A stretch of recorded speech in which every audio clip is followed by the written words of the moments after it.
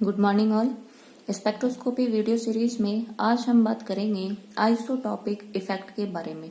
देखिए, अपन को पता है कि यदि किसी अणु का एक परमाणु समस्थानिक के द्वारा प्रतिस्थापित कर दिया जाए तो उसके अंतरनाभिकीय दूरी में कोई चेंज नहीं होता है। जैसे मैंने यहाँ पे आपके सामने एग्जाम्पल ले रखा है कार्बन मोनोऑक्साइड का। यहाँ पे मैंने कार्बन का समस्थानिक ले रखा है 12, ऑक्सीजन 16 है। मैंने इस कार्बन को रिप्लेस कर दिया कार्बन 13 से, जो कि इसका समस्थानिक है।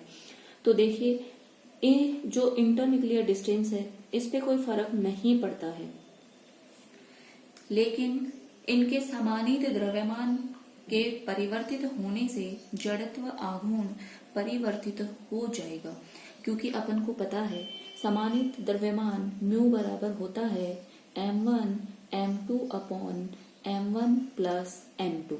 जब आप कार्बन 12 एंड ऑक्सीजन 16 के लिए म्यू का मान निकालेंगे तो अपन करेंगे 12 इंटू 16 अपॉन 12 प्लस 16। क्लियर। लेकिन अगर मुझे निकालना है कार्बन 13 एंड ऑक्सीजन 16 के लिए तो मैं इसको लिखूंगी 13 multiply by 16 upon 13 plus 16। Clear. तो देखिए, इनके रिड्यूस्ड मास चेंज हो जाते हैं, और जब इनके रिड्यूस्ड मास चेंज हो गए तो अपन ने पढ़ा था मोमेंट ऑफ इनर्शिया बराबर होता है म्यू आर स्क्वायर। क्लियर। और आर यहाँ पे बोलो क्या थी, इंटर न्यूक्लियर डिस्टेंस, अंतरनाभिकीय दूरी। तो अपन बोल रहे हैं कि अंतरनाभिकीय दूरी चूंकि चेंज नहीं होती है, लेकिन यहाँ पे अपना म्यू बोलो चेंज हो जाता है, और म्यू जब चेंज हो गया तो आई का मान भी क्या हो जाता है, चेंज। क्लियर। अब जब मैं इनके लिए एनर्जी लेवल्स की बात करती हूँ तो देखिए, अपन ने पढ़ा हुआ है कि डायटोमिक मॉलिक्यूल के लिए जो रोटेटर है उसके लिए एनर्जी का फॉर्मूला अपन ने लिखा था EJ बराबर H upon H square upon 8 pi square I J into J plus 1। ये अपन ने निकाली थी जूल में। और अब अपन इस एनर्जी को अगर सेंटीमीटर इनवर्स में भी चेंज कर सकते हैं। एप्सिलॉन EJ बराबर बोलो क्या लिखा था अपन ने, H upon 8 pi square IC J into J plus 1। और ये एनर्जी अपन ने निकाली थी सेंटीमीटर इनवर्स में।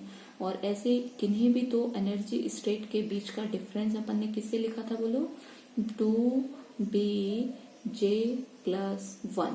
क्लियर। अब देखिए, अपन बात कर लेते हैं कि जैसे जैसे देखिए, अब मैं बात करती हूँ बी की। यहाँ पे बी अपन ने कहा था कि बी बोलो क्या होता है, यहाँ पे बी होता है बजेरम कांस्टेंट, और ये इसकी वैल्यू होती है H upon 8 pi square IC, इसके बराबर होता है ये। अब देखिए, जब अपन कार्बन 12 एंड O16 लेते हैं तो अपने बी की वैल्यू जो भी आएगी उसको अपन बी से डिनोट कर रहे हैं। अब मैं कार्बन 13 एंड ऑक्सीजन 16 वाला कोई कंपाउंड ले लेती हूँ, जिसमें मैंने कार्बन 12 को उसके समस्थानिक 13 से रिप्लेस कर दिया। जब रिप्लेस करेंगे तो अपन को पता है रिड्यूस मास चेंज होगा, रिड्यूस मास चेंज होगा तो आई भी चेंज होगा। तो अब उस आई को मैं लिख देती हूँ H upon 8 pi square I dash C, और इसके लिए फिर जो कांस्टेंट आएगा उसको मैं किससे डिनोट कर रही हूँ, B डैश से। क्लियर। अब देखिए, मैं इसको रब कर रही हूँ। अपन इनके एनर्जी लेवल्स की बात करते हैं कि आइसोटोपिक सब्स्टिट्यूशन, मैं यहाँ पे लिख देती हूँ B एंड ये हो गया B डैश। B को अपन लिखते हैं H upon 8 pi square IC, और B डैश हो गया H upon 8 pi square I dash C। ठीक है। अब देखिए, अब मैं सबसे पहले मैं बात करती हूँ, जब अपन ने कार्बन 12 ले रखा है तब उसके जो एनर्जी लेवल्स हैं उनके बारे में। ये अपन यहाँ से निकाल सकते हैं। ये मान लीजिए मैं एनर्जी लेवल ले लेती हूँ, सॉरी, ये अपना एनर्जी लेवल हो गया J बराबर 0, ये हो गया J बराबर 1, ये हो गया J बराबर 2, ये हो गया अपना J बराबर 3 एंड J बराबर 4 एंड सो ऑन। क्लियर। और यहाँ पे जो अपना एनर्जी लेवल्स निकल के आएंगे वो अपन देख लेंगे। अब देखो, मैं बात करती हूँ कि अपन को मान लीजिए यहाँ से 0 से 1 में जो डिफरेंस आता है उसको करेंगे 2b, और j की वैल्यू बोलो, j+1 कितना है 1, तो ये डिफरेंस बोलो कितने का आएगा 2b का। ऐसे ही जब 1 से 2 में कोई ट्रांजिशन होगा तो उसके लिए यहाँ पे वैल्यू 2 रखोगे, 2 × 2 बोलो, ये डिफरेंस कितने का होगा 4b का। ऐसे ये वाला डिफरेंस जब आप 3 करोगे तो कितने का होगा 6b का, और ये वाला डिफरेंस देखो कितने का होगा 8b का। क्लियर? तो आप देख रहे हो जैसे जैसे जे की वैल्यू बढ़ रही है वैसे वैसे इन एनर्जी लेवल्स के बीच का एनर्जी डिफरेंस बढ़ रहा है। ठीक है, अब देखिए मैं बात कर लेती हूँ बी और बी डैश में। तो बी के फॉर्मूला में अपन ने कहा कि आई और ये आई डैश। अब आप लोग बताएं, आई बराबर होता है म्यू आर स्क्वायर, जहाँ पे म्यू का वैल्यू निकालेंगे m1 m2 upon m1 plus m2, और यहाँ पे है 12 एंड 16 वाला। क्लियर? इधर लिख देती हूँ आई बराबर और म्यू आर स्क्वायर, और आई डैश बराबर मैं लिख देती हूँ mu dash R square. Clear? अब चूंकि आर यहाँ पे कांस्टेंट है, ऑलमोस्ट सेम है, तो म्यू से डिसाइड होगा अपना। तो देखिए यहाँ पे जो अपना म्यू, सॉरी मैं बी की वैल्यू लिख देती हूँ म्यू डैश।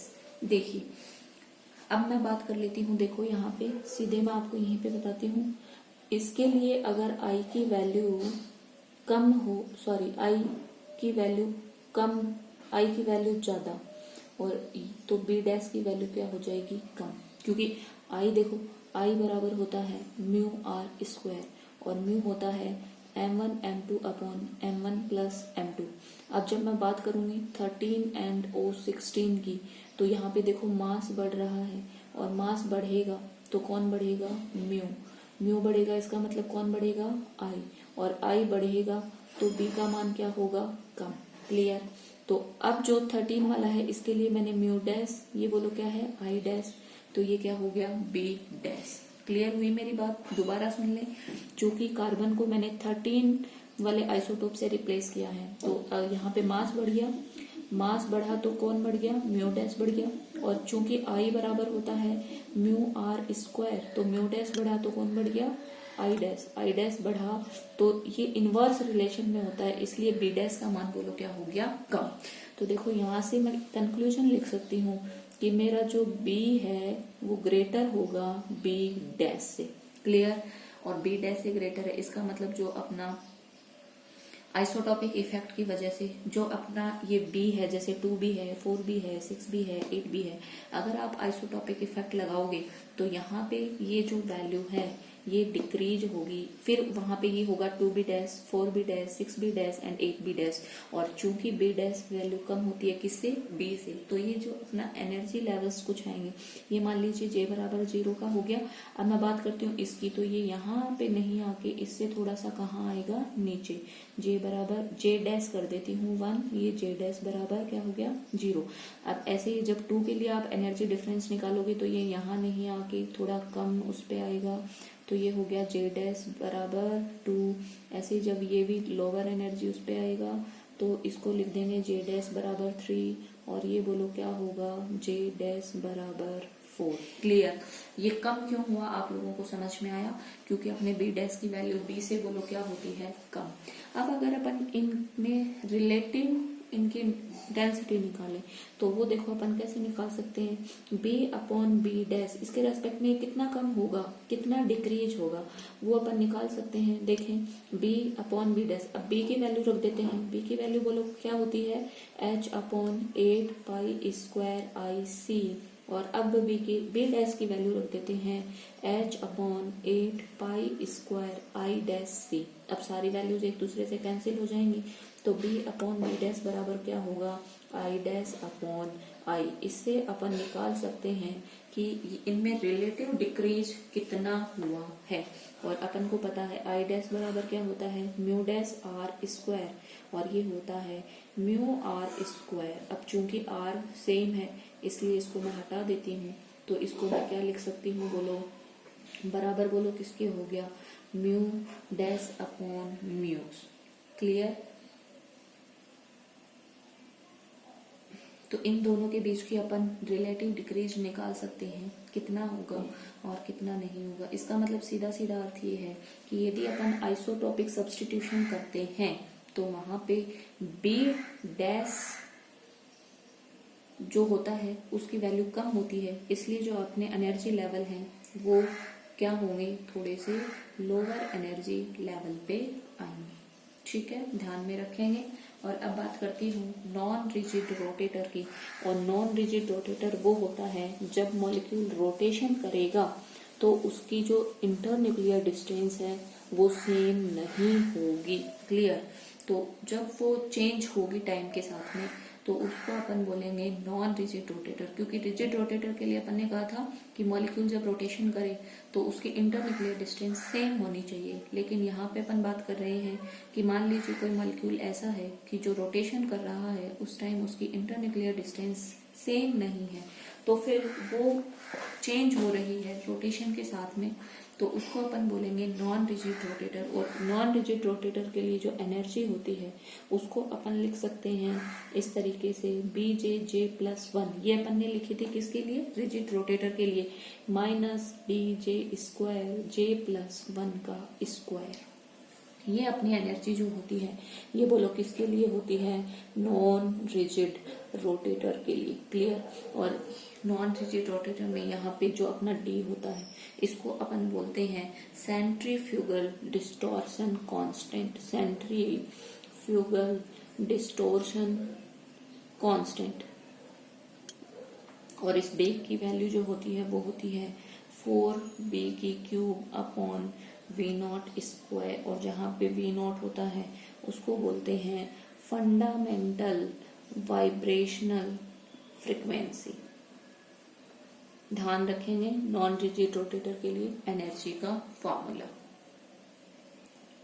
डी यहाँ पे क्या है, सेंट्रीफ्यूगल डिस्टॉर्शन कांस्टेंट है, और इस डी का वैल्यू होता है 4b³/V0²। और V0² को बोलते हैं फंडामेंटल वाइब्रेशनल स्पेक्ट्रोस्कोपी।